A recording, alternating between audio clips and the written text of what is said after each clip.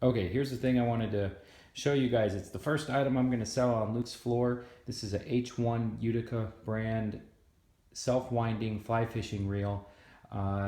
Here's the few features of it. Grab this guy up top and you can wind it up to give it a lot of tension. This little tiny button right here, we don't really need it for our purposes, but when you press it, it takes all the tension out of the spring. We don't want to do that though. And then the lever at the top, when you push it backwards, whoop, we gotta get some tension back here. So we wind up, get ourselves a bunch of tension, and then when you press it, it'll wind in, take in the slack.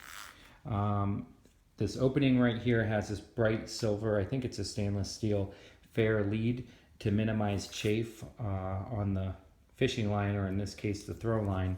There's another opening back here that doesn't have that fair lead on it. And then finally there's this bracket on the back, and you can just throw a piece of throw line on there and clip a small carabiner on it to hang it off your harness. Let me show you how it works. Okay. So the throw line that's on here is some old 1.75 millimeter Zing It. It's the pink stuff, though now it's more like a brown color.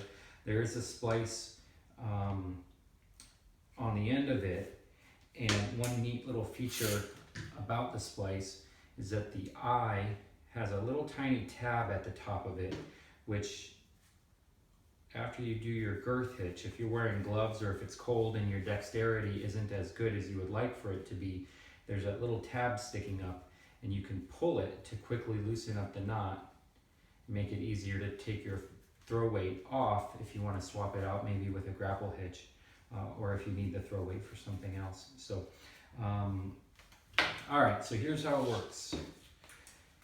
You start unwinding. I'm just going to throw it onto the floor. We'll call that 5 feet right there. So 5, 10, 15, 20, 25. 45, 50, 55, somewhere around there, 55, 60 feet, somewhere in there. And if I keep a little bit of tension on the line, press the switch,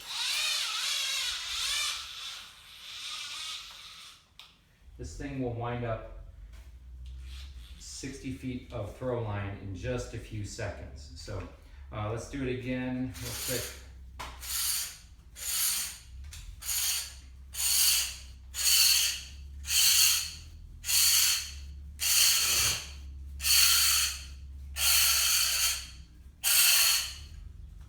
Okay, that's the end of it. And then to wind it up, we just press the switch. And it's getting a little slow at the end here, so I'll crank it up to make sure there's good tension on the spring inside, and that'll make it pretty easy. Super cool little tool. It's something you can make yourself by buying the parts on eBay, threading some throw line on there, but you'll end up with ones on eBay that don't quite work all the way. So here's one that's ready to take out into the field. Have fun with it.